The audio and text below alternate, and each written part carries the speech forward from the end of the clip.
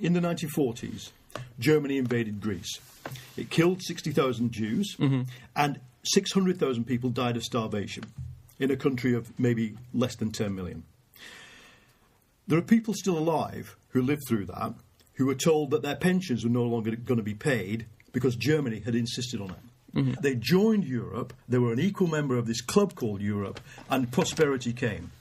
It was a disaster, but there is an issue. There is an issue for those of us who've studied German history, as I have, that goes beyond Hitler and the Nazis, about Germany's repeated ability in history to be obsessed with rules to the exclusion of human outcomes. This is something that very respectable historians, not crazy people on the street shouting, but very respectable historians have observed about Germans, not just Germany, Northern Europe, Lithuania, Estonia, the Netherlands. These were countries that insisted on basically smashing Greek democracy. Really worried about nationalistic sentiment that says you're descended from Hitler, you're a bunch of lazy people in Greece. I'm really worried about that.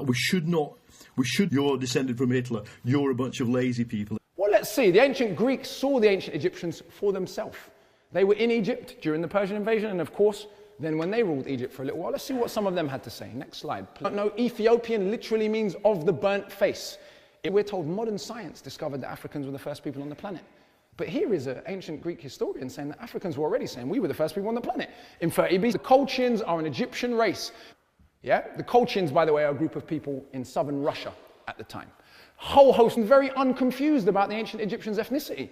We can't have it both ways. Either the ancient Greeks were one of the most intelligent, civilized people ever, or they were so stupid they couldn't recognize the colors of people they saw for their own eyes. When the French came to Egypt and colonized Egypt, late 1700s, Napoleonic expedition to Egypt, the Sphinx, the pyramids, all of these things are newly rediscovered. And immediately the French are like, uh-oh, we've got a bit of a problem here, because namely the white race, an invention, is superior to other races, particularly the black. And the discovery of an ancient African civilization, thousands of years before there was anything of comparable stature in France or England, not an insult, just a fact of history, created some problems. Now, some scholars immediately reacted to this by saying, okay, well, clearly racism's nonsense. Hooray, we can do away with such a stupid idea. Of course, foreign policy realized this wasn't terribly convenient if your economy depends on racialized slavery. So